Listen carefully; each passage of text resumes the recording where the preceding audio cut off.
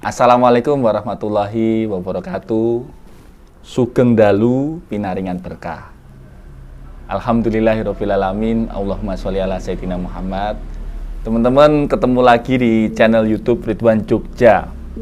Kali ini malam hari ini syutingnya. Matur nuwun masih setia di channel ini, dan kali ini judulnya tentang pawang hujan dalam perspektif intelijen ya. Mungkin semuanya kok dihubung-hubungkan dengan intelijen ya, karena memang ini channelnya memang membahas tentang dunia intelijen. Jadi ini bukan channel yang khusus membahas tentang pawang hujan, tapi kita bawa dalam ranah, kalau dalam terminologi intelijen ini gimana sih memahami budaya pawang hujan itu, sebenarnya ada ilmunya enggak gitu kan.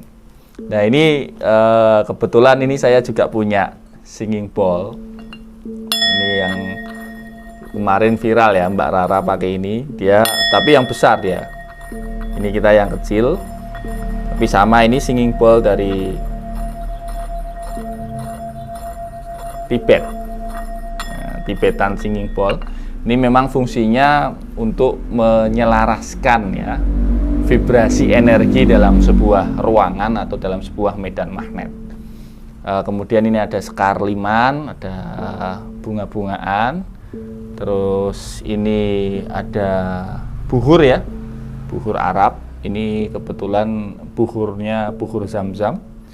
Ini kita juga sering gunakan kalau sedang zikir, sedang berdoa, untuk wangi-wangian ya, untuk pewangi ruangan. Kemudian ini ada dupa atau incense stick. Ini tahan, kalau yang ini 8 jam. Seperti yang juga dipakai Rara tuh kemarin. Rara saya lihat dialognya di channelnya Mas Deddy Kobulser bilang ada dupa 8 jam. Nah ini dupa 8 jam. Ini dia bisa bertahan 8 jam. Teman-teman, saya tidak akan membahas tentang bagaimana menjadi seorang pawang hujan, tapi kita coba akan bedah secara terminologi intelijen. Apakah ada dalam analisa intelijen yang bisa menjelaskan fenomena pawang hujan seperti ini? Nah, teman-teman, salah satu metodologi intelijen yang bisa digunakan dalam analisa fenomena pawang hujan itu sering kita sebut sebagai pattern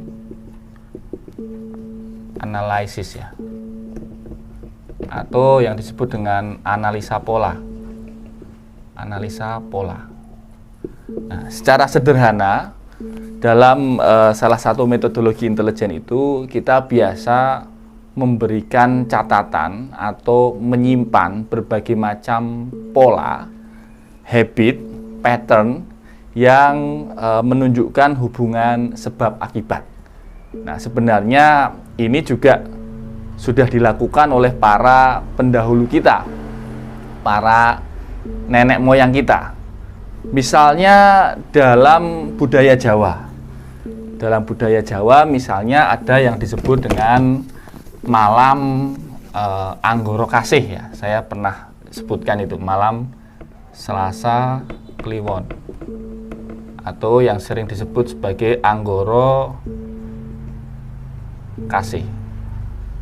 Dalam kepercayaan Jawa mengatakan bahwa di malam Anggoro Kasih itu, kalau seseorang itu tirakat, tidak tidur, melek ya bahasa Jawanya, berdoa semalaman, maka Tuhan akan mengabulkan hajatnya. Loh, bagaimana dengan malam yang lain? Bukankah sebenarnya semua malam itu baik? Iya, memang begitu. Akan tetapi leluhur kita itu punya catatan. Jadi mereka mencatat ada pattern. Kalau berdoa di malam Selasa Kliwon, kabul. Berikutnya, bulan berikutnya berdoa di Selasa Kliwon, kabul. Berdoa di Selasa Kliwon, kabul. Berdoa lagi di Selasa Kliwon, kabul. Begitu sampai ada pattern, ada pola di situ, sehingga kemudian dalam Jongko Joyoboyo disebutkan bahwa malam Anggoro Kasih ini mustajab atau kabul buat berdoa. Tentu saja dalam berbagai macam agama mempunyai pattern analisisnya sendiri-sendiri ya. Saya seorang muslim, saya meyakini kebenaran Al-Quran dan kebenaran hadis. Kita tahu para ustadz kita, kiai kita mengatakan kalau hari Jumat ba'da asar itu paling mustajab buat berdoa. Atau ada juga yang mengatakan kalau turun hujan keluar, ya, misalnya almarhum kiai kami, almarhum Kiai Asrori Al-Ishaqi Kedinding Surabaya mengatakan yen ana udan metuwo njaluka donga, mintalah doa, mengajukan permohonan doa. Kalau hujan turun keluar, minta kepada Allah, baca Al-Kausar 100 kali, kabul hajatnya.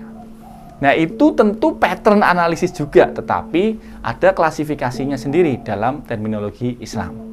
Ya, saya tidak akan mendalami di situ, ini hanya memberikan salah satu contoh yang disebut dengan pattern analisis. Dalam dunia intelijen, terutama Mossad, ya, Mossad intelijen Israel, itu mereka mencatat berbagai macam skenario penyanderaan, berbagai macam kejadian yang pernah terjadi sebelumnya. Jadi Israel ini kan mereka deklarasi kemerdekaannya, walaupun tidak kita akui, itu kan 1948. Sejak 1948 ini ada berbagai macam serangan ke Israel. Nah, berbagai macam serangan itu mereka catat. Kalau serangan A itu nanti dengan teknik B hasilnya berhasil. Kalau ada serangan C diatasi dengan teknik D hasilnya berhasil. Kalau ada penyanderaan kereta itu diatasi dengan teknik C, teknik X itu berhasil. Itu Mossad. Jadi mereka biasanya menggunakan, kalau ada situasi begini gunakan rumus ini. Rumusnya itu berasal dari mana? Dari catatan-catatan serangan yang mereka catat, peristiwa masa lalu yang sudah dilalui dan berhasil. Pelan-pelan ya. Jadi dalam metodologi intelijen kita juga mencatat pattern, ya, mencatat pola. Kalau ada sebuah kejadian di masa lalu, dulu ngatasinya gimana? Misalnya kejadian A di era Pak LB Murdani, LBM. Pak LBM dulu mengatasi A dengan cara apa? Caranya C. Hasilnya berhasil. Kita sebut cara LBM. Lalu misalnya ada satu kejadian Pak Ali Murtopo, B, kejadian B. Yang ngatasi siapa? Pak Ali Murtopo, ALP, Ali Murtopo, AM ya, Ali Murtopo, Pak AM. Pak AM dulu ngatasinya gimana? Pakai cara D. Berhasil? Berhasil. Kita sebut cara AM. Paham ya teman-teman ya? Jadi kalau kita ada satu situasi, kita sudah punya catatan. Kalau situasinya ini atasi dengan resep ini. Kalau situasinya begini, atasi dengan cara ini. Itu yang disebut dengan pattern. Ada polanya, ada sebuah kejadian yang sudah pernah terjadi di masa lalu, dan ada solusinya, dan berhasil solusinya itu. Maka solusinya itu diulang lagi, dan berhasil lagi. Maka kemudian dirumuskanlah itu menjadi sebuah pola, sebuah pattern. Masuk ke inti permasalahannya, bagaimana dengan hujan dan metodologi pawang? Nah, masing-masing kebudayaan itu punya patternnya. Ya, kalau misalnya Surakarta, misalnya rekan-rekan kami di dalam Pakunegaran, Surakarta mengatakan kalau hujan itu Mas, kita memohonnya dengan sekar liman. Sekar liman itu bunga, ya, bunga 5 warna. Kemudian cabai abrit ya, cabai merah dan bawang, biasanya bawang. Lalu dipasang, yang besar-besar itu dipasang sambil dipanjatkan doa. Dengan teknik Surakarta itu berhasil biasanya. Dengan kembang liman, sekar liman, cabai. Tapi mungkin Bali punya teknik lain, ya. Bali mungkin pakai canang, ya kan? Mungkin punya teknik lain. Kemudian ada yang tadi saya sempat mainkan itu cara-cara Tibet menggunakan vibrasi energi dengan Tibetan Ball tadi. Lalu mungkin ada lagi cara kebudayaan lain. Nah, Mbak Rara kemarin itu agak mix dia. Ada cara kejawen, ada pakai Tibetan Singing Bowl, kemudian pakai dupa juga, ya kan? Jadi dia kayaknya mix itu, menggunakan berbagai macam ritual. Ya, kita nggak usah membahas ritualnya karena saya juga nggak akan masuk ke situ. Tapi yang mau saya katakan adalah itulah yang disebut dengan pattern analysis. Para pendahulu mereka, para senior dulu mengatakan kepada anaknya, kalau kamu ingin meredakan atau menolak hujan, pakailah ini. Dan berhasil. Kemudian ditiru oleh anak cucunya, ditiru lagi, dibukukan, dibakukan menjadi sebuah pattern, menjadi sebuah pola. Ya. Dan ini di semua ritual agama ada. Kita tahu dalam Islam juga istisqa kan, minta hujan ada. Ada juga doa untuk menolak hujan. Ada mungkin di akunnya Kiai Taufik Damas sudah diposting itu. Akun Twitternya. Jadi teman-teman, kita tidak perlulah berdebat tentang apakah pawang hujan ini salah atau benar. Karena tiap kebudayaan itu punya metodologinya sendiri. Ya, kita hidup di Indonesia, ya Bhinneka Tunggal Ika, bermacam-macam kebudayaan. Tentu jangan juga kita mix. Artinya mix itu kemudian, wah ini berarti kita boleh mengimani satu hal yang salah, ya jangan juga. Kalau Anda seorang Muslim, ya saya juga seorang Muslim, saya mengingatkan bahwa kita juga harus yakin bahwa yang menurunkan hujan, yang membagikan rezeki, yang menolak hujan, yang menghentikan hujan itu ya atas kuasa Allah Subhanahu wa taala. Tentu dengan berbagai macam perantaraan malaikat-malaikatnya. Jadi kita tetap mengimani bahwa semua yang bergerak termasuk Anda, jempol Anda, ngeklik channel ini, terus habis nonton, Anda subscribe, itu kan sudah tertulis dalam Lauhul Mahfudz, ya kan? Sudah ditakdirkan bahwa Anda jadi subscriber channel Ridwan Jogja. Nah ini panjang nih, nanti saya juga tidak punya kafaah atau kapabilitas untuk menjelaskan tentang takdir dan sebagainya. Tetapi saya ingin sampaikan, marilah kita jaga kerukunan, jangan karena hanya pawang hujan ya, ini dalam tanda petik nih hanyanya, kemudian kita malah berpecah belah sendiri.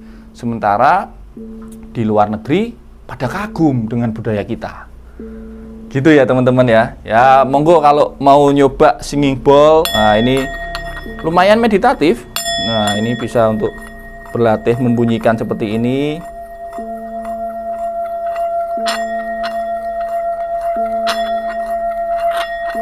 Nah makin kita fokus, makin keras suaranya. Nah, monggo silahkan kalau mau coba.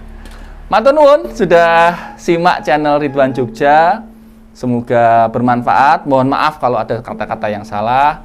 Sampai ketemu di video-video berikutnya. Dan salam terbaik untuk orang-orang yang Anda sayangi.